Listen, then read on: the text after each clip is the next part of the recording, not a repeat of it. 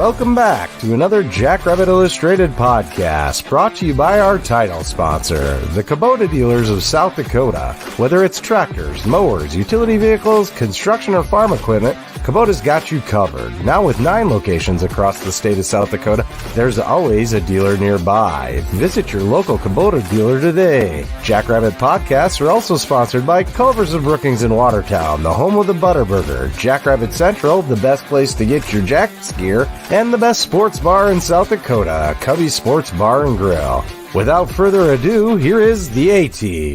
Hey, ladies and gentlemen, welcome back to, it's kind of sad, the final, I guess, season A-Team podcast. A-Team brought to you by Jackrabbit Illustrated.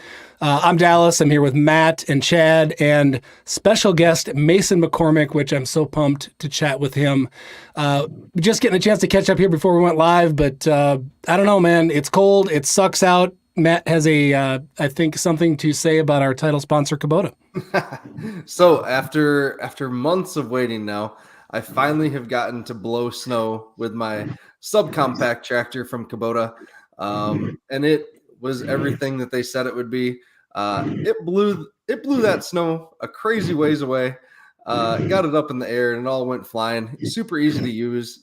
Absolutely love it. So if you're looking for something to help you move some snow, get a hold of one of the Kubota dealers, the 9 dealers in South Dakota, and they will get you the tractor, the skid steer, the UTV, whatever it is that is right for you. They'll get to that for you. They'll get you set up. Thank you, Kubota, for sponsoring us. So you're saying Carl the Kubota outperforms most snowblowers. Yeah, it was great. So Mason, how the heck are you, man? And where are you? I'm doing really well. I'm actually still down here in Frisco, getting ready for the next season, hopefully. I'm training down here, and I stayed after the game, and it's cold down here as well. It's colder than people think. I just saw that. I was going to go through, I wanted to go down this big list of all of your accomplishments when I introduced you, but I got sick of jotting them down because there were so many that going through, multi All-American and all those other things. So yeah, I guess just maybe take us through if we want to jump right into it here. I'm curious. You started out you stayed down after the game, right? And then what's the plan? What are you moving into? So I checked into my hotel Monday, where I'm going to be staying for a couple months here, and I started training on Tuesday. They eased me into it a little bit, which I think was good coming off of a long season. But I got the East-West Shrine Bowl coming up on February 1st. I'm pretty excited about, and just going to continue pushing forward and working hard. And you so said now you're at correct me if I'm wrong. You're at Duke. You're with OL Mastermind. OL Masterminds. That's Duke Manyweather, right? That's who's working with you. Yep, that's where I'm at, down at Sports Academy here in Frisco. And also correct me if I'm wrong. They do complete strength testing of all the muscles in your body, right? Yeah, they do a ton of baseline tests and stuff just to kind of see where you're at and set goals for yourself and just kind of see what the future holds a little bit.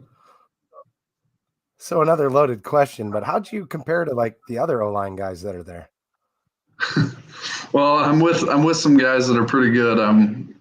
There's a couple guys from Georgia here, a guy from Penn State. There's some really, really good talent here, but it's exciting to be able to compete against the best. That's one of the reasons I went here. Okay. And Mason, you mentioned, before the show that there's a number of other Jackrabbits that are down there still also training. Who's all down there? And where are they at? So Dyshawn Gales is at Sports Academy with me. Isaiah Davis is at Exos here in Frisco. And then Garrett went to Fort Worth at APEC. Yeah, and probably most of you saw Isaiah Stallbird played in the Hula Bowl yesterday. Man, there's been so much football. It's been kind of wild. Played in the Hula Bowl yesterday, had a great game, number of tackles, the big fumble recovery. So it's good to see you guys, getting ready for the draft and everything that leads up to that. So Yeah. Good luck with that process, man. Thank you. It's cool. Now, hold on. Let's back up here. What do we want to cover today? We're going to talk. I mean, we got to start out with the game, right? What game? We got to get back. What? No, just kidding. The Packers game? I was waiting to throw out the what game thing if you guys wanted to talk about Packers and pretend like I didn't know what you're talking about, because there's no football until the UFL kicks off here in 2 months. So Mason was at the game. He can give us a first-person account of the Packer game right now. It didn't go too well for the Cowboys. The Packers just kind of came out hot, and it was fun to see Tuck play in person. He knew where we were sitting and gave us a quick shout off the field, and I thought that was pretty cool. Did you teach him how to block? No, he came in kind of a freak show, and he works his tail off, and he's his own credit to his own success. Yeah. All right, so let's back up here to Frisco and another national championship. How does it feel to be a two-time national champion? Yeah, it was pretty cool. This second time, it was cool to be able to sit back and I kind of just watched the other people have fun a little bit and kind of just took it all in, knowing it was my last game, and took in the moment. It was super cool. It was a surreal feeling, and it was pretty emotional. It was the end of a really, really amazing experience for me. But ultimately, it was good to go out that way. I'm curious, Matt and then Chad, as a fan, what was it like second time versus first time? Because I was there in the spring, I was down there last year, and then this year, like I've talked about a bunch of times, I had to watch from home here. So like, what was different year one versus year two for you guys? Oh man. For me, I was so confident last year we were going to beat the pants off NDSU. Like I had no doubt in my mind about that. Montana just was a little bit, for me, a lesser known commodity. And so I just didn't know as much about them at all. So I didn't feel as confident. In terms of actually winning the game, last year for me was much more emotional. I think because of like the Stig thing, the Stig angle. I think we finally freaking did it angle. Just like years of playoff frustration, getting the monkey off the back. And I think Ben said it in our group chat, but it felt this year almost like a victory lap because this team was so dang good. Mason, you guys were so dang good that we just kind of expected it, I guess. So, which sounds super entitled, right? As a fan. So, Chad, what about you? I'm kind of the opposite a little bit. Like I had total confidence in these guys last year, but there's always that lucky horseshoe the Bison seems to pull out of their ass somewhere, and I was just waiting for that to show up. But this year, I went back and watched it twice. I watched NDSU play Montana, and just watching that tape, I was like, our guys are going to just destroy these guys. And you guys heard me say that. I didn't say it publicly, but you guys heard me say that. And I mean, we let them score, so no naked lap. But I mean, we didn't play our best. I think anyone could objectively say the first half, and some of that's credit to them. I mean, they got guys too. They're good. They're a good ball club, certainly. But I tell you what, on the flow of the game, I'm curious, Mason, what your take was, because we all kind of had our individual, idiot, the fan in the basement opinions on how maybe the game would go. And, my thought was you got to get through kind of their initial emotion. I assumed it was going to be close-ish at half, just again, because you have to get through that. Like anybody, when you're up, any weird thing can happen. And you know what? There was an interception. Some goofy stuff happens. You got that super good return guy. So that was kind of the assumption and would wear him down. But did you kind of have a picture in your mind of how you thought that was going to go? I knew it was going to be a little bit difficult at the start, just knowing how hard they were going to come out to play. They had heard for the last 3 weeks that we were this big favorite and all of that. But I knew they were going to have some new stuff for us defensively. and to kind of throw everything at us. And we eventually figured that stuff out. And it turned out good, but there was kind of some things in the first half that were a little bit uncharacteristic. I mean, that punt, stuff like that happens, that hits off a guy. Mark's interception, I'm sure he wishes he could have it back, but stuff like that happens, and that's not like our guys, but it all worked out. All right, so hold on. I'm curious, everybody. My dad and I got in an argument about this. Did he not see the safety, or was he off balance and underthrew it? I didn't go back to rewatch like his feet or anything. I don't even know that question. I didn't even really care to ask. Clearly when it's done, it doesn't matter. But if we're going to go back and pick apart the game, I was curious because I thought he just was a little bit off balance and underthrew him. My dad thought he didn't see the safety, so I was just curious if anybody else had a take on that. I tend to agree with your dad. I don't think saw that safety. Didn't see? Okay. Same. I'd agree with that. All right, fine. I'm wrong. Got it. I see where this stands. I'm not make you wrong. No, that's fine. And again, you've got a game and a season where you like. So Mason, it's been so weird. Again, as guys in their basements, trying to analyze this season because there's nothing wrong. Like nothing has been wrong. Like we have, like it's so it's almost boring every week showing him go, well, that was great, and well, we kicked the shit out of him, and my God, did you see what the O-line did? Like when it's the same story every week, like you have to find like at least little things to maybe point at, and it's been weird because it's almost uncomfortable, like all of us just sensing how damn good you guys were. And yeah, I don't know, like you had talked to me a little bit, I think, I don't remember if it was before we went on or not, just about, trying to make sure that you guys didn't get, I don't know what word you used, right? Like you have to stay grounded and stay humble and make sure that everybody's focused to execute on that. Because it's not like the same guy showing up again doesn't guarantee the same results. And obviously you've got, you changed Stig out for Jimmy and all those things. Do you want to maybe expand on that just a little bit about just kind of how that was coming in with these expectations? Yeah, I mean, expectations are cool a little bit just because, we work so hard to get to this position. And to be able to have those expectations is a really good sign for our program. But guys were locked in. We all were coming back kind of for one reason. And to be able to go run it back and do it together, we knew it would be pretty special. So guys took a business-like approach to it, a professional approach, and it was awesome.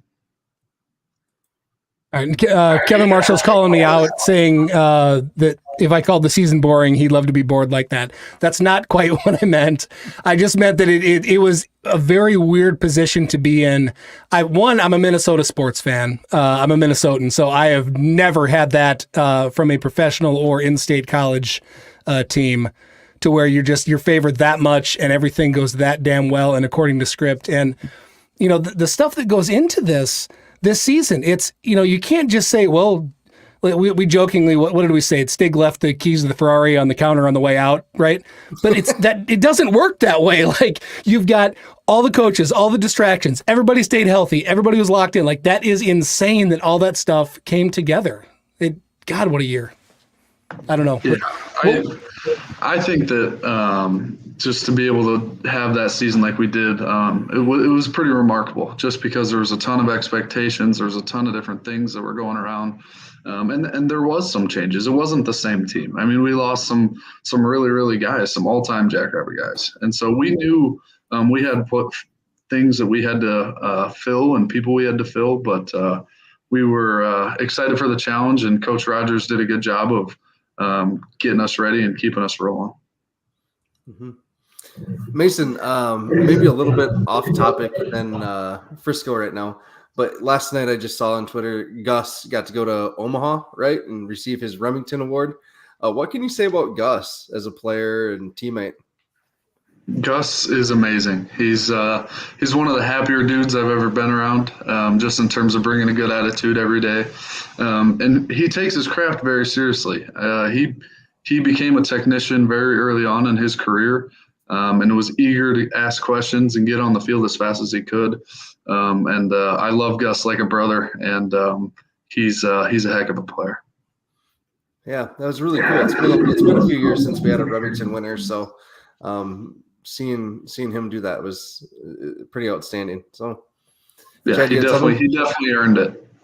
Cool. So you got a bit of an inside look at things that we won't get to see, but who would you say is going to be the next breakout O-lineman that we haven't obviously already seen? Like who are you going to peg as the next guy? I mean, maybe there's all of them. I mean, I don't mean to put you too much on the spot, but pick one, I guess. Well, I'm going to go with somebody who hasn't started. I'm going to go with Quentin Christensen.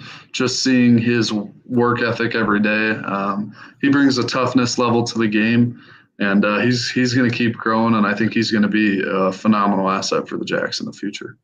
Well, unless they lose him to the tight end room. I mean, he was working on that. I bet dude's got some hands too. Yeah, well, I love Q, but no, he doesn't have hands, and it was funny. every week, we'd come into the O-line room and we'd start installing plays, and Olsen would say like, "Q, you're not getting the ball. You're in there to block." So it was kind of a running joke.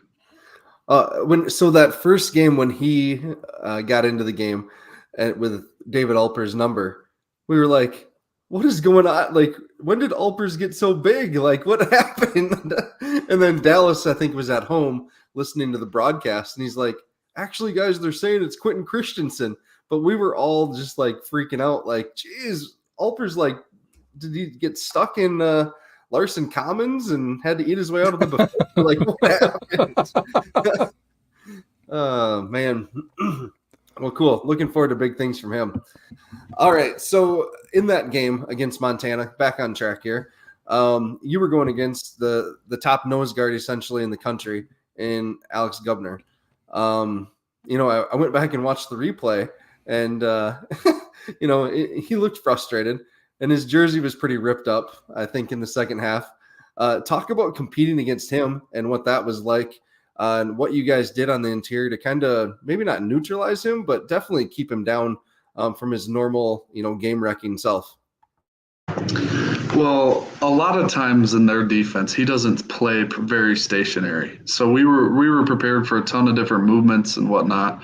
But the thing about that team is that defense plays extremely hard. We knew, and we pride ourselves on our effort as well. So we were going to have to match or bring more intensity from an effort standpoint and be able to wear on those guys just like we kind of did a little bit.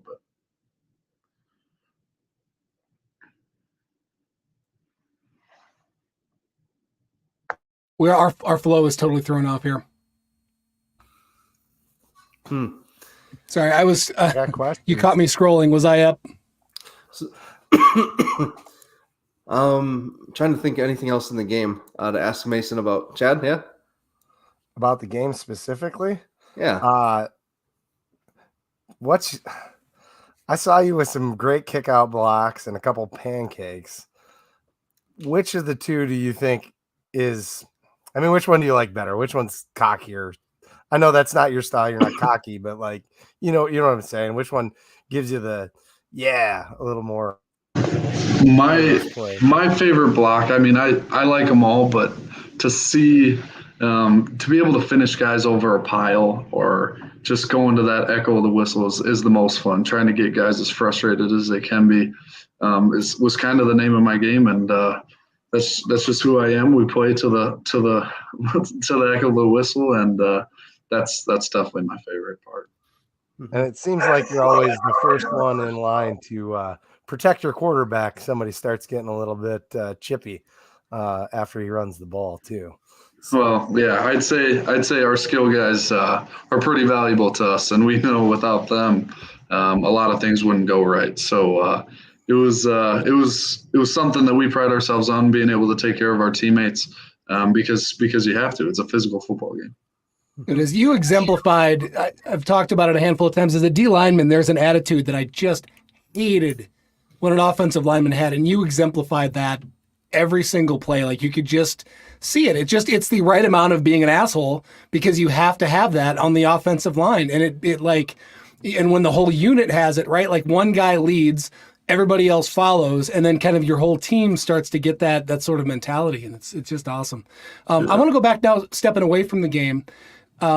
Chad talked about who's the next O-lineman to look at. How about you got some other names? And I know you can't talk about everybody that looks good, and there's a ton of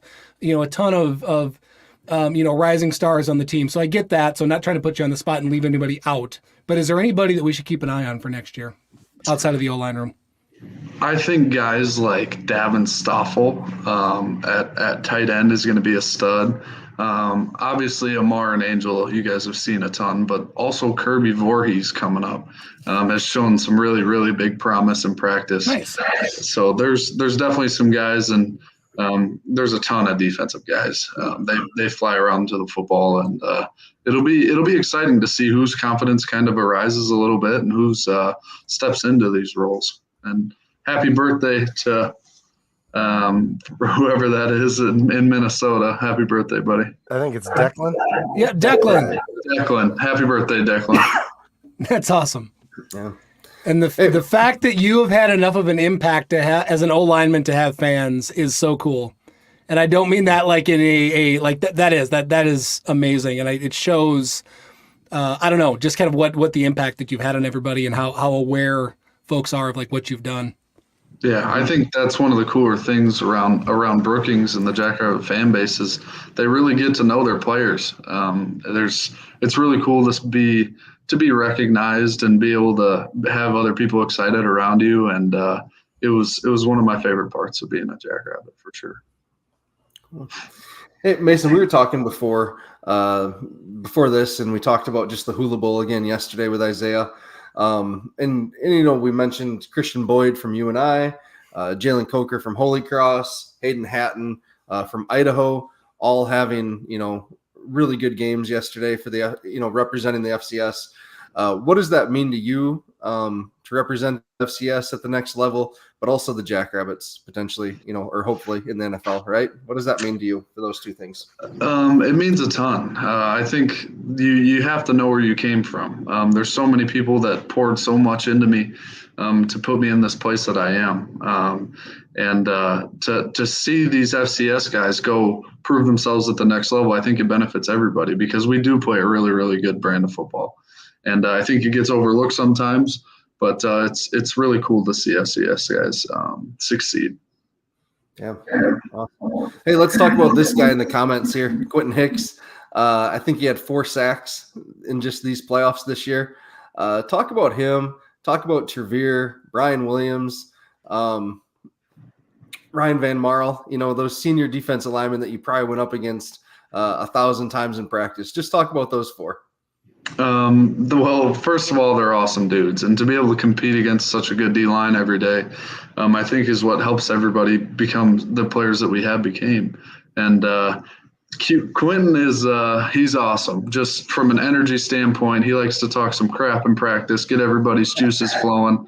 And I think it's really cool because when somebody's having a down day in practice, whether it's the O-line or D-line, because it just naturally happens sometimes, the other side of the ball will talk a little trash, get everybody's juices flowing to create that competitive atmosphere. I think that's a big thing to be the best in the FCS. Mm-hmm. Yeah, and those 4 all had terrific games, in the championship down there against Montana. That again, earlier in the playoffs, that punt block that Matt Durant's had that bounced right back up into his belly. I thought we'd never see that again. But then that fumble bounced right into Van Marl's lap. I've never seen anything like that. If you would have scored, I think there would have been 15 flags thrown because I think the whole sideline would have erupted seeing Ryan his big body get into the end zone would have been pretty cool. Yeah. Oh, you're muted, Chad. Sorry, brother.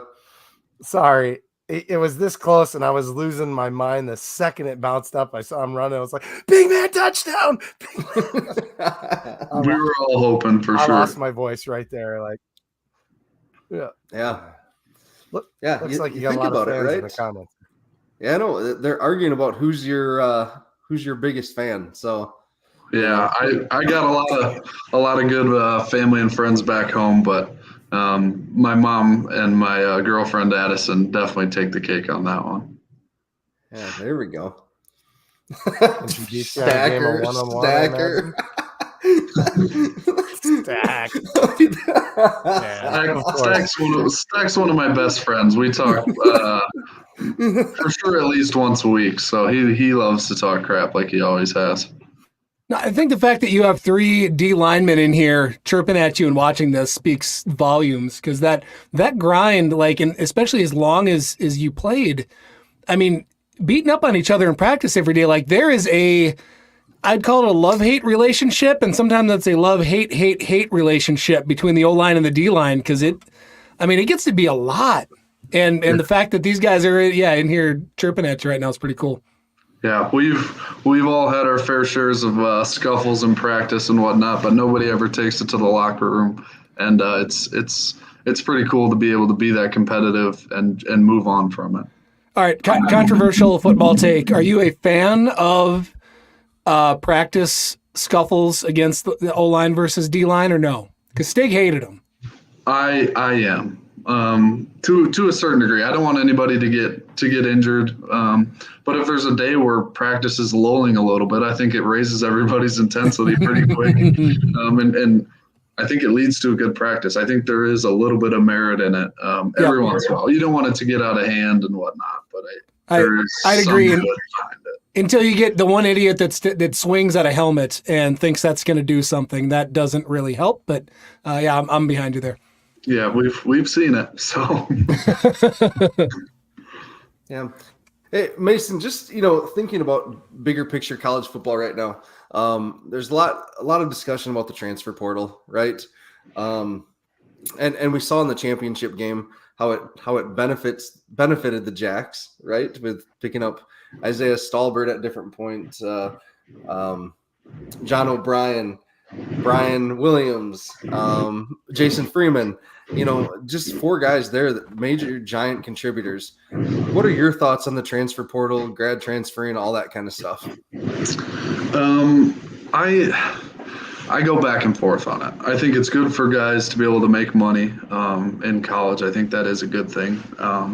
But I also think that guys should think more in the way that they should stay at the place that they're at. If it's a good program, that place is like, for me, for instance, like, who am I to leave SCSU when they've kind of built me into who I am? They've done so many things for me.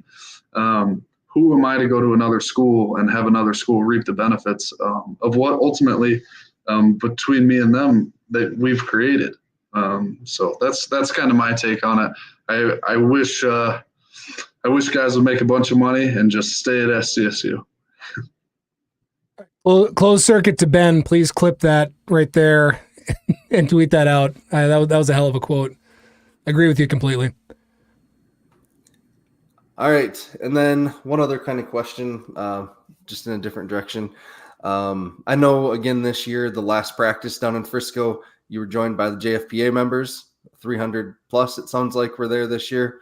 Talk about JFPA and what it's meant to you as a current player that's kind of seen that group develop since you got to Brookings. I think it's amazing. Just seeing all these guys wanting to connect and give back to the program is amazing. That's something I'm excited to be a part of, and to be able to build relationships with these guys that kind of set the foundation for us a little bit. I mean, if you look back at Jackrabbit history, it's a stepping stone all the way up to where we are now, and it doesn't just happen overnight. There's so many different people that played a huge role in it. And I'm definitely super grateful, and I know all the guys are. We got anything left? Do you want to cover anything else from the game? Do we want to talk game balls or anything like that, or are we good? You want to move on? Let's. Well, from the game, good point. Way to pull us back there, Dallas. That's all right. Well, part of it was because I saw Q earlier, and I just wanted to once again call out that I picked him as my player of the game. You did. Complete pandering. But anyway, go ahead. No, so game balls. We can do that. Game balls are going to be sponsored by Culver's tonight. Thank you, Culver's. Culver's, thank you. It's fun when we go and we get these national folks. Kevin, for instance, Stan Beckton, earlier in the season, come into Brookings, and they get to try Culver's, and we get to make recommendations to them about what they should get, and they usually love it as well. Kevin, I think you did. Mason, do you have a favorite Culver's order? So not anymore. I try to stay away from fast food now, but back in the day, a few of us would go get a triple butter burger with cheese and bacon on it. There we go. That is a man's order right there. I like that. Yeah, I need to stay away from it a little bit, though. Were you the burger eating champion when they did that at Culver's? Sanders, was that you? Wasn't it? No, it was Sanders my year. Yeah. Didn't he? How many did he have? Do you remember? It was a bunch. Well, it's a time thing. So they go through 5 burgers, and I think he did it in like under a minute 30 or something. Yeah, I remember Kurt Lickis telling us that guy's going to be a problem for opposing offenses, and he sure was. I saw him in the stands. It was good to see him. He was there supporting you guys too, for sure. Yeah, he was my roommate my whole career. And so it was pretty cool to see him grow into the football player that he was, and it was definitely a very fun experience. I think he knows we gave him a nickname, right? I mean, yes. So Chad, this is my point here. So we were walking through tailgating, or he was walking through our tailgate party, and it was a few bush lights in by this point, and I said, "It's the Colonel." And he turned around and talked to me. So I was like, he responded to the Colonel. I appreciated that. Yeah. So he definitely had known about it.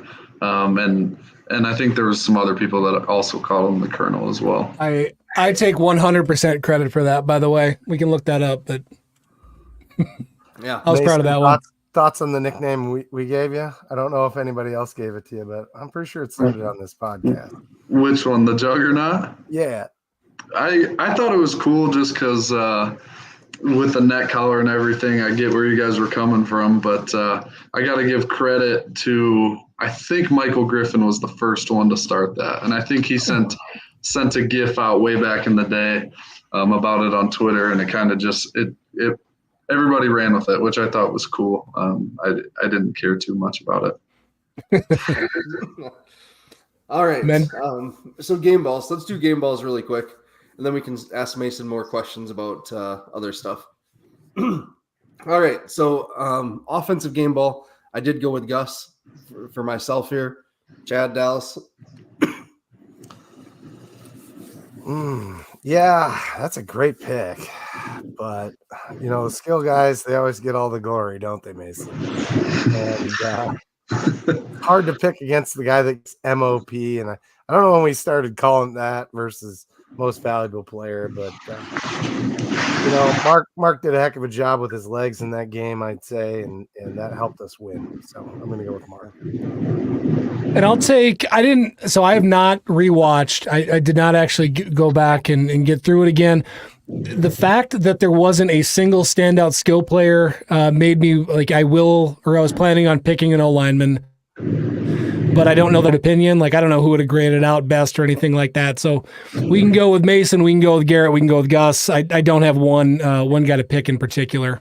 But actually, I almost want to, I actually almost want to go with O'Brien because of how much I appreciate like that spot before he came in was a complete question mark, right? Like we didn't know who was going to step up. There was the narrative, Mason, for so many years was like, oh God, we got a pretty good O-line, but oh man, if one person goes down, we're screwed. Was this narrative for, I don't know, a decade. And then, you get a guy that gets a second shot. Nobody knows anything about him, steps in, and he had a hell of a career here. And again, I think I just sent him a message on Twitter and just said, hey man, thanks for being a Jack. Like this, I hope you feel like it went as well as the rest of us did. So you know what? That's what I'm taking. That's a good choice. I think him and Evan get overlooked because it takes all 5 of us to really get everything going. And is it cool to get the glory? It is, but it's a credit to all 5 of us. Awesome. Defensively, there were so many guys I could have gone with. But I ended up going with Adam Bach. That tackle he had at the goal line really set the tone, I thought. What? Okay, I'm glad you brought that up. I can't believe we haven't talked about that shit yet. Was that the best football play you've ever seen or the best sports play you've ever seen? I lost my mind watching that live on TV because I couldn't, like, it didn't look real. And then they show the replay and it was like, holy shit, he actually just out-willed that guy and didn't let the ball cross. That was insane. Yeah, it doesn't make any sense. Like from a physics perspective. No. It doesn't make any sense. So incredible play by Adam. Just, yeah. Actually, Mason, now I was going to ask you, were you guys up off the bench watching? Did you see that or were you back? Did you see it live? Yeah, I was standing up just because we knew we had to run in there if we did get the stop. And sure. To see that play right there in front of us live was amazing. And that's definitely one of the best plays I've ever seen. That I would say is one of two. That one and then Isaiah's run versus Sam Houston was pretty impressive. Yeah, it was. That one is a just sure will. But in terms of just the force and what he had to do over the course of 1.5 seconds, Stacker says possibly the best defensive play by a singular player he's ever seen in his life. And again, 100% agree that it's gotten enough credit, but yet there's no way to give that enough credit, how good and how hard that actually is to stop a grown man running, who's just trying to get one more inch and not allowing him to do it. My God, that was amazing. Yeah. Not to take away from it at all, Dallas. Really, but you are. I can feel it. But there's a but there. Yeah. Are we that surprised by that play after watching what he did at Iowa? Is what I have to say in response to that. Because in terms of making an amazing, making just this gutty, amazing play. Dude's unbelievably athletic. He'll be able to accomplish anything he wants going forward.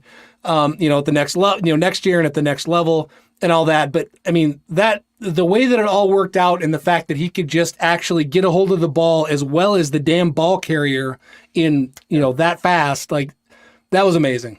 For anybody, that would have been amazing for pick your NFL linebacker. That was nuts. Yeah. So then special teams game ball, Hunter Dustman was outstanding. I gave it to Hunter, but it easily could have been Matthew Durant's too. He was incredible on his coverages of the punt. I know the ball did hit him on the one short Peter punt, but man, he did not let Bergen have any room on those punt returns. So kudos to him. Yeah, same for me. It's tough not to give it to him because there was talk about narratives. That was a big one going in, and the easy.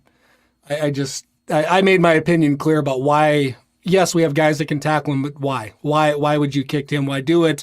And then the response to that as well. But then you risk, shanking something out of bounds. Blah blah blah. None of that happened. Ball was very well positioned. Didn't have opportunities. And yes, that means coverage was good, but also he just didn't get a chance to get his hands on the ball well. He had a few fair catches. Great job. Yeah. Yeah, I can't argue. I just like to add that, like we talked beforehand, I love seeing Big 89, Brody Grumley, run down the field. And, man, it's just so much fun when he gets there with all that speed. And we've seen him make a heck of an impact. So he was this close twice in that game. So, yeah. Yeah, Mason, we've actually got some more questions. Chad, bringing up Brody again is a good segue. We've had more questions about future rosters and things like that. On the defensive side of the ball, just thinking about that safety group, right? You bring back everyone. Plus, I've heard that freshman out of Omaha or wherever he's from is pretty dang good too, right? Talk about, just on that other side of the ball, the defensive group. Sure, we're losing that whole D-line group for a lot of the D-line. We're losing Stallbird, losing Savion, losing Freeman, which for most teams, this would be like, oh man, our defense, we're taking a step back. Talk about this, that on the other side of the group, these guys that you went up against every day at practice. First and foremost, I got to start with the defensive line. I think there's there were so many guys that were so good and that deserved reps. There wasn't enough reps to go around. So I wouldn't worry if now that I'm a Jackrabbit fan, knowing about this D-line depth with some of these guys coming up. Between Logan Green, who is very, very strong and stout, and I think Reese Kirschman is going to be a guy, a big-time defensive end for us in the future as well. At linebacker, I mean, one guy who gets overlooked a lot is Caleb Francel, and he is extremely explosive, and he's been ready to play for a long time. And he has played. That's not everything, but he's a guy that I think everybody should look for. And then so we'll have Francel and Bach and Graham Spalding's back. So I think in our front seven, I feel pretty good about the future going. And then obviously the safety group is phenomenal. Tucker Large, Colby Herter, Matt Durrance, Cale Reeder, all of those guys are so good at what they do. And they play and put their body on the line for the team week in and week out. You see with these big blows. In the quarter room, Dallas was amazing all year. Stephen Arell's a stud. And there's so many young guys coming up that have so much talent. It's going to be pretty cool to see these guys step up. Back talking defensive line, I am really excited to see Hawthorne. He's when you watched him, the few reps that he got early in the year, he had his explosiveness off the line, and then his hands were fantastic. And I was gonna maybe wait till an off-season pod to talk about him a little bit more. But you when guys come in, like they come in as grown men, but there's that difference, right, between you and a freshman that's coming in, and just body type and maturity and all that stuff. And you could see that and this is not I don't mean this is like a backhanded compliment. Like you can just look at how he's built and see, okay, he's got a next level maturity wise, right? Physically mature. So watching what he was able to do and just the way that he plays, I'm really excited to see what he does going forward. He's another one that I forgot. I forgot a lot of guys, but yep. Bryce, don't feel like you got to mention everybody, but he's one that I've been waiting to talk about like all year. He has some real juice. It's hard to say this, but if there's somebody that resembles Caleb Sanders in a type of bend and explosiveness, it'd be him in that room. That's his ceiling. I think he can be really, really special very soon. Matt, you got muted, bud. So because I'm a complete degenerate here for studying the roster and looking ahead, yes, yeah, you are. I have an article in the drafts coming out this week about looking ahead to next year's roster, right? And as I was going through defense, Mason, you're hitting on a lot of the guys that I hit on. So man, I'm just excited for this, for already start looking ahead to next year's spring ball, all that good stuff. Seeing some new faces, right? Mason, you and your crew have been around for so long that that we feel like we kind of knew everything about you on the field and stuff. So had some other questions about the process now kind of come in. So you mentioned beginning of February, right? Shrine Bowl. Is that what the timeline was? Yep. February 1st is that game. It's a Thursday. Okay. And then SDSU Pro Day, or are you doing Pro Day somewhere else? What's all in that? Yeah, I will go to SDSU's Pro Day. And that is March 24th, I think. Hoping for a combine invite. We'll see what happens. But regardless, I'm excited to show what I can do and just get out there and compete as best I can. And there's so many guys that are going to do our Pro Day. It's pretty special to have so many guys that I came in with and have watched all these guys grow as football players and as people.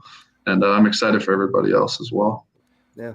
I hope Go ahead. We got some sort of a lag. I'm sorry. I really hope that your class, Mason, and I know you're going to say you'll name 100 other names, but the impact that you guys had, and sure, last year's seniors, and it's a little blended and all that. I get it. You can't pin it on one person or one group, but my God, the impact that you guys had, the number of, potential professional players in your class, and the fact that you just listed off how many guys that would start at almost every other team in our conference, and they stayed. That says so much about your leadership, your class's leadership, the culture that you helped create. That's not even a question. I just wanted to say it out loud, make sure that you knew that I hope going forward, like, your guys' legacy is what it deserves to be. Yeah, I appreciate it. I think one thing that gets a little bit overlooked is our coaching staff. We have a ton of guys offensively and defensively, but if they didn't put us into good positions, we wouldn't win football games. I don't care how good we really were. Our coaches put us in phenomenal positions to be able to have success. And a big shout out to those guys and a credit to those guys for what they did for all of us. That's a good point. We try to call that out as best we can. And you look at, going back, let's talk Stig for a minute, because he assembled, everything for 28 years or whatever up to this point. And you look at even going back 3 years and you lose Berge, you lose Eck, right? Like, that would cripple so many programs, and it was just next man up. And then now we've got Jimmy. You had the two, the youngest coaching staff in the country by a decade. Like, it wasn't even close. And like, you think about it, in like wherever you work, imagine all of your top leaders are 35 and under. That doesn't happen. It just doesn't. And the fact that everyone was that successful, that coaching staff is amazing. It's pretty cool, especially from a maturity wise. Everybody obviously respected the heck out of our coaches, but they just did such a good job, and they're so relatable to the players. Just knowing what we're going through, and willing to listen. It's pretty cool. Yeah. And Kendall here asks, any thoughts on Zach Lujan getting the gig at Northwestern offensive coordinator's job? I think it's a testament to our program. It shows that we're in a really, really good spot, and ultimately we've been winners, and everybody wants to be a part of a winner. And Coach Lujan has done such a good job for us. It's well deserved, and he earned that opportunity. There's no way he could have turned that down. But to have Coach Olson back and the new guy from UND, I know what Coach Olson can do, and I know his football mind, and it's very exciting to think about the future with these young guys. I can't wait to talk about the UND guy at some point, because I've never heard that many good things about a human in a short period of time in my life. But anyway, I totally lost my train of thought, guys. I got thrown off with the UND guy. I got one. So Mason, I love the draft, and so I've been looking at the rankings and everything. And I know you don't give a shit about this, but Matt Miller has you ranked as the 4th best center in the draft. Have you talked to teams about a position change, or what's that? I'll be ready to play both left and right guard as well as center. I just want to be as versatile as I can be to go into any program. I'm willing to do whatever it takes, and I'm excited to show that. Yeah. Okay. I just didn't know what that was all about. So cool. How tough? Going center is such a different animal. Like, how much work goes into, like, if you started, were you taking reps at center ever as in case stuff had to shuffle? Like, what is that like? Yeah. So, back to early on in my career, I snapped a whole bunch. I just wanted to find any way I could to get onto the field. And then in the last couple of years, I've just kept that tool because I think it's something that is always good to be able to do in a pinch. And Coach Olson was awesome with me and allowed me to snap and practice and be able to keep that tool sharp. And so I'd be ready for whatever comes. I've told my son would be able to quote from the time he was probably about 8 years old. He knows that being the emergency short snapper will get you on the bus over and over and over. It absolutely will. As a young guy, you got to find your way onto the field however you can. And it's exciting, especially for all these opportunities that are opening up to see these guys compete and go earn these spots that are coming up. Speaking about being a young guy, was there one guy that you maybe looked up to a little bit on the O-line when you were coming up as a young guy? Yeah, I had a ton of good mentors. Tiano Papungatoa was a good mentor just from a physicality and mindset standpoint. Wes Janant did a ton for me in terms of learning the play and whatnot, as well as Tyler Weir, Evan Greenway.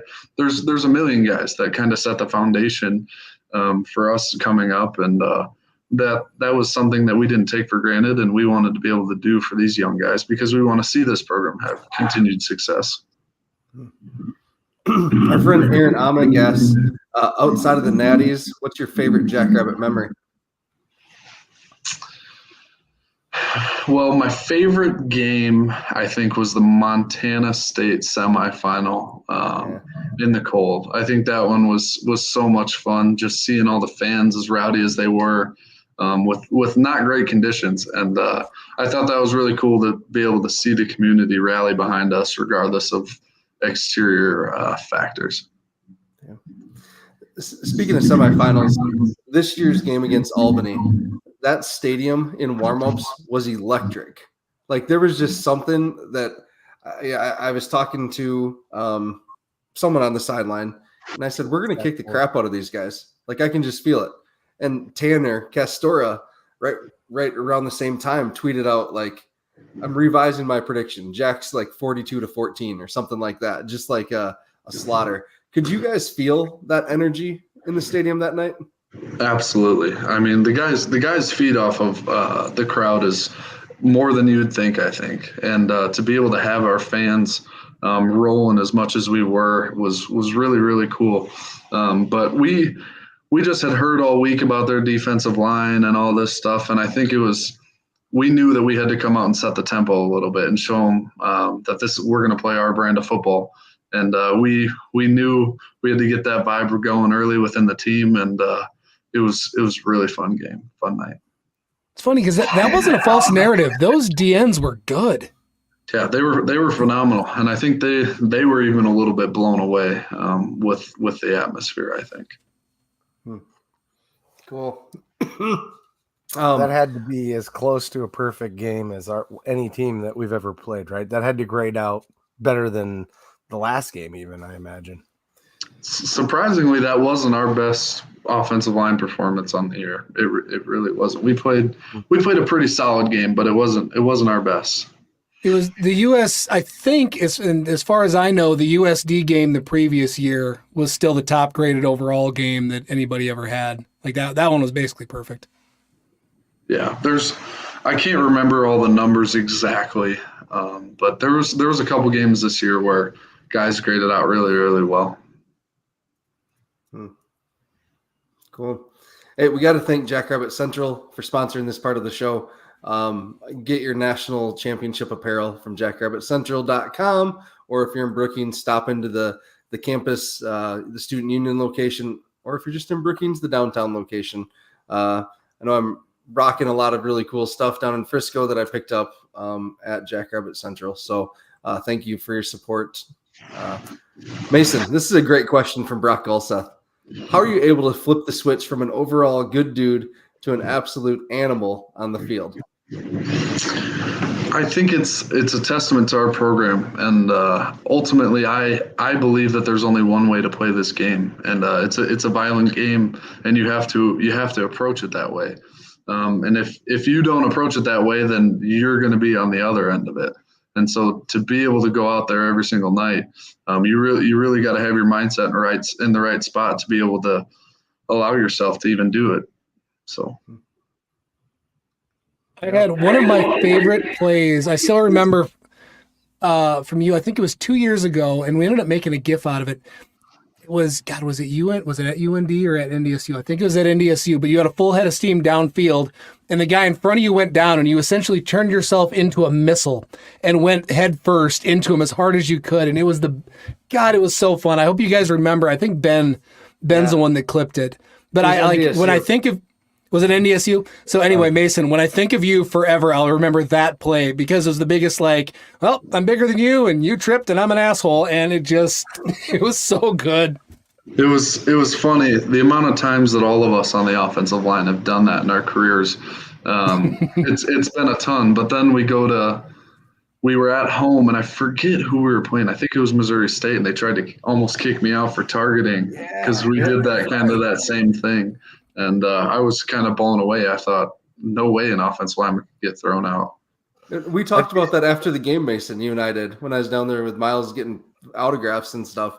And you said, like, they were like, the refs were almost taunting you, right? We're watching you, 60. Like, yeah. Some of those Valley refs have seen me play for so long. They had got to know me and gotten to know that I like to play with an edge a little bit. So it was definitely a blessing to get into playoff play because we get new refs every week with a fresh set of eyes to really diagnose things. Yeah, in fact, I think you got called for a holding for a pancake block once this year, and I was like, what? Like, yeah, versus USD. My hands were a little bit outside the frame, but he came up on me a little bit faster than I thought he was and kind of put one in my chest, so my hands just naturally were outside, and it is what it is. It happens. yeah. So you're saying it maybe was a hold? I would like to think it wasn't, but that's not what they saw. So I got a question. I'm always really curious with any football player. Are you a guy that remembers a bunch of individual plays? Are you like, because I never could. Like, I would get done with the game and be like, oh, remember this thing? I'm like, I don't know. I started the game and now it's done. Like, I never remembered individual plays. Yeah, I remember a ton of individual plays just because of going through the adjustments and whatever we needed to on the sideline. And our culture, our guys, we would get on the buses on the way home or after the game, and we would just sit there and buzz the tape over and over and over and say, did you see this? Did you see that? So a lot of those games that I played in are ingrained in my head for sure. Well, Go ahead, Chad. Oh, I was just gonna say, was there a favorite guy that you like to play on the other side of the ball? You know, somebody that maybe challenged you, was a little fun, had maybe good trash talk, whatever. I think Jared Brinkman was really, really good. He was one of the first guys, one of my first starts back in 2019 I went against, and he was fun to play. The Mostart twins from NDSU, I always loved to play just because of there's two brothers on the field. You can kind of get them heckling back and forth, but it's funny to see and talk to all these guys after the game and whatnot. After there's a ton of crap talking and it's a fight for 4 quarters. But it's really cool to see how many of these guys are really, really good people and to be able to just move on from the game and have a normal conversation. Speaking of talking crap, it seems like Tanner's trying to start something here in the comments. Mason was a good lineman, but ask him how many points per game he would have averaged as an NAIA basketball player. Oh. Well, my dad's biggest dream for me was to play basketball. And when I didn't, he was pretty upset about it. But we joke around that I like to think I'm a good basketball player. But I lost my shot for sure. So you ain't got nothing on Addison then? No, I don't. Not shooting wise anyway. So what's that? We're coming up on an hour here already. How long do you want to go here? I know Mason's got much more important stuff to prepare for, and sleep is ultra important here. So I don't want to I could sit here and have this conversation for forever. So yeah, Mason, it's up to you, man. If you want to get going, we understand. So yeah, I got to get up pretty early. I've enjoyed my time a ton, but I got to wake up pretty early for workouts. So that's I think it probably would be best for me if I left. Yeah. All Mason, right, we hold on. We can wrap here. I've got. Can I ask 2 quick questions in closing here? Yep. I had 2. All right. So first one will be quick. Who is your favorite second cousin? Well, I guess I heard that we're second cousins somehow, so I guess it has to be you since you're the one who asked the question.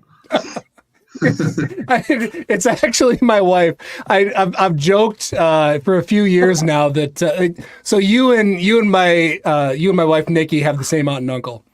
So that's the joke, because the assumption is obvious, or the stereotype is when someone gets famous, obviously they suddenly have 10,000 cousins that they didn't know existed. So I will continue to proudly be a cousin that you don't know. And so just know that going forward, and I'll be your biggest supporter, fake cousin ever. That's cool. That works with me. All right, fair. And then, all right, serious question though. So, and I asked Oladokin the same thing when I talked to him last year. My son is a freshman in high school right now. He's actually headed up to a blocking camp tomorrow up in the Twin Cities. But football player, very much wants to follow the path that you are on. What advice do you have for a high school freshman looking to do some of the things maybe that you've done? The biggest thing I think is consistency. Just being able to approach every day in a consistent manner and develop that work ethic. The next thing I would say for a young freshman in high school is to learn how to lift weights the right way. I think that's a big thing you see in high school sports today is guys aren't getting proper coaching or proper training. Learn how to lift the right way, keep it light. You don't have to be crazy strong to start. And then once you do figure it out, then it's time to go gung-ho with that stuff. I think that's one of the things that helped me out is I had a really good strength coach in high school. Cool. Hey, so Mason, you were awesome here tonight. And just so you know, you have a standing invite to come on whenever you want. So if you have something to say, let one of us know, and we'll get you on here on a Sunday night with us. So thank you so much for your time. Good luck with the rest of the pre-draft process. Jackrabbit Nation is so incredibly proud of you and behind you 100%. So thanks, Mason. Good luck. I appreciate it. To do our finish with us, I think you know how to do it. Well, we're going to talk about more stuff. I thought we were wrapping. Dallas. Sorry. No, we can let him go. We can keep going a little bit. Yeah. All right. Well, All right, guys. Mason. I appreciate it a ton. Thanks, We'll see you later. See you Later. All right. Whoa. Jeez. That's my fault. So now this portion without Mason is going to be brought to you by Cubbies. Thank you, Cubbies, for your support. Actually rocking the Cubbies Frisco shirt right now.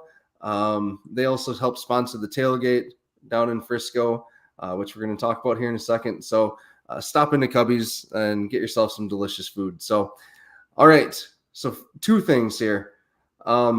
We need to talk about our live show at the local.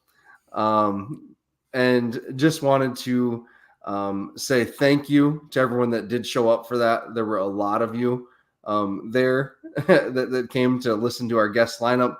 Thank you to our guest lineup that was there. Thank you to Thomas Dunn for bringing a lot of the equipment. Brendan for really working hard to try to make it a good show. And second, just want to apologize, right? That the sound wasn't what we wanted for the folks that were in the audience. Definitely not what we intended. Definitely a huge learning moment for all of us involved.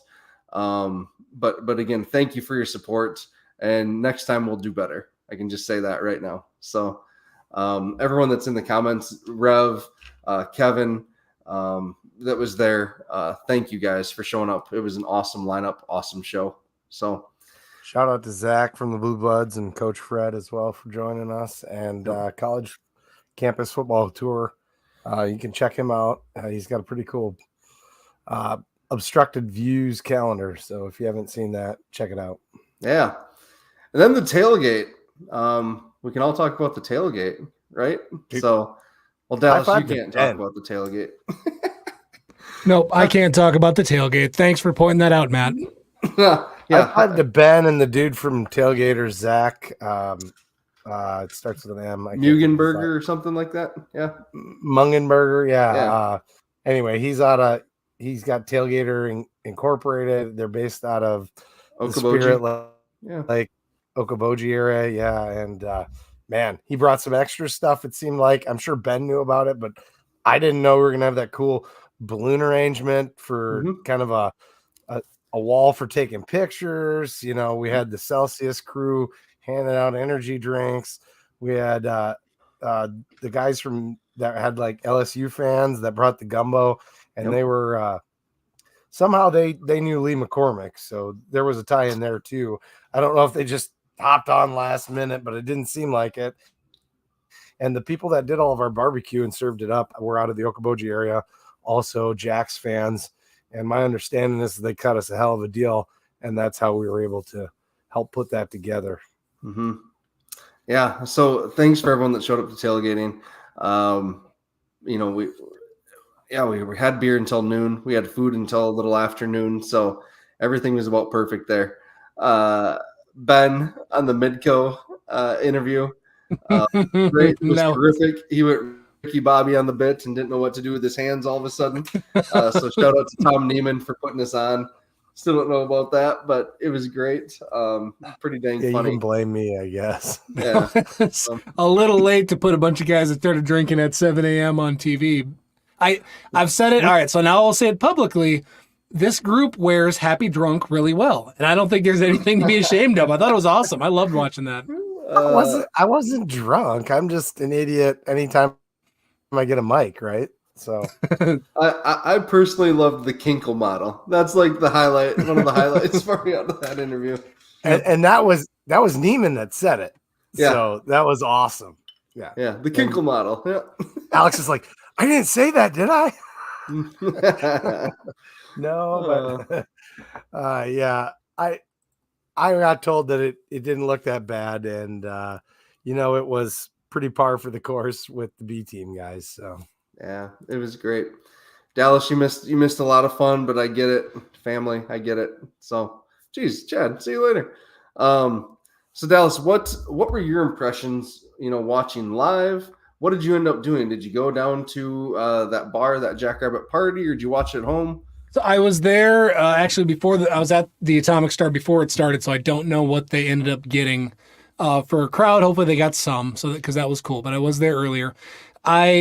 Overall take that the game went about as expected. I thought the broadcast was good. I was waiting for us to get called San Diego at some point, and that didn't happen.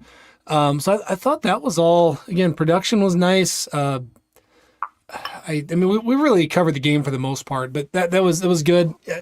I tried not to be salty and you know, sad that I wasn't there. I tried to just still soak it in for what it was. That's about it in a nutshell, I guess. But I mean, still an amazing experience and just cool to see the program and the school get that kind of attention.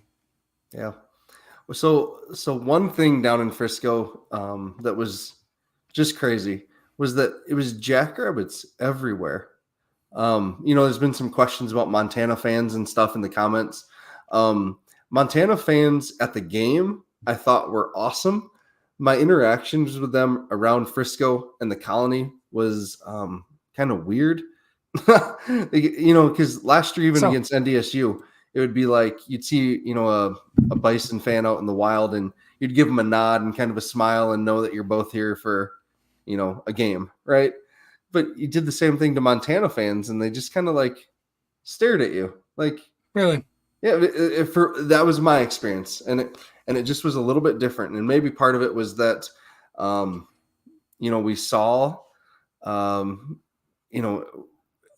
felt like 2-1, like out in the wild, Jackrabbit fans to Montana fans. So maybe there was some of that, like, geez, like, why are there so many of you down here? I don't know. It just was a different vibe. But. Well, even the stadium looked, and obviously you guys, if you're on our sideline, are looking across and seeing their sideline, which is maroon, but man, from TV, obviously you face the camera's facing our sideline. It's a wall of blue, but even when they pan around, it still, even the maroon areas looked mixed. And yeah. And we know that they're well supported. It's obviously because our fan base knew that we were going to be there, so they bought tickets early. Yep, definitely. And we got our game over with before theirs too, so that always helps as well. Right. I know Brendan mentioned it, and I will echo what he said because I experienced the same thing. We were sitting about where the L is in the background there, and it did seem like our fan base, unsurprisingly, was not as loud as their fan base based upon the numbers we had over them. It looked 60-40. It sounded 60-40, maybe the other way. So, good on their fan base for bringing the noise. They're known for that out there at Wagriz, and I guess we got some room to improve as fans. So, fun to watch the progression just in general, and we see it happening, and now we got to figure out how to reload a little bit and do it again. But I was back to the game. Another thing that I wanted to comment on was, I don't know how it. Sorry, you laugh. What did I do? You laughing at me? No, we're just all clicking the same comment, taking it on, off, on, off. Oh, on. got it. I'm sorry. See, now I lost my train of thought. Son of a bitch. That fourth quarter. I don't know how to say this without being insulting, but there was a point where there was some quit in that team. Did it feel that way live? Oh, 100%.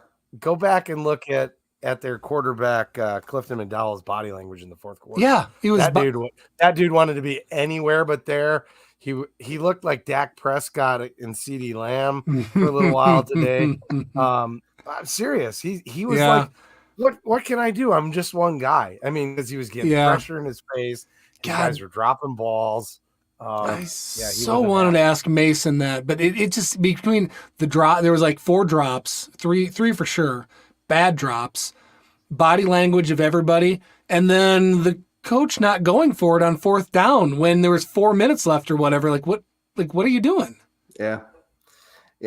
And I'd say their defense didn't quit, but that offense, that offense, there was something going on in this game, and maybe they were just frustrated because our defense is just that damn good and suffocating, right? The McDowell thing is just interesting too, because he hopped in the portal right away after the game for his 5th school in 6 years or whatever it is. So I don't know. Weird look on that. But trying to think, anything else we haven't covered that wanted to. The Pride was outstanding. The flyover was cool. Great job on the flyover podcast, because so many people thought that was the coolest thing that we've had on the show in a while. And it really was. Fighter pilots are the coolest thing we've had on the show. Yes. Fact. Yeah. So, I mean, don't give Blake too big of a head, but he's still a cool guy. Oh, come on. If you're a fighter pilot and you walk into a room, you're the coolest person there. There's no suspense in that. Dallas, Blake might listen to this, and he's going to clip that and just play it for people. Oh, my gosh. He doesn't need help. No. Oh, gosh. I love you, Blake. Seriously. Yeah. What else? Housekeeping stuff. We have I have an article coming out this week, like I mentioned, with Mason previewing the roster for spring, I guess, is what we can do. And then we'll do a recruiting podcast start of February with someone.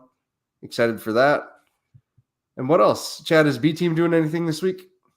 I don't know, but is the takedown making a comeback?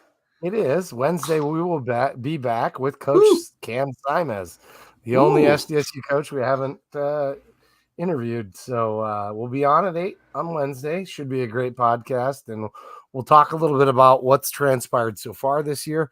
Us taking down number 6 in the country, Michigan, that happened the day that I was supposed to be in town because I was going to fly, but ended up riding down with my buddies, so I had to miss that, which sucks because we did really well.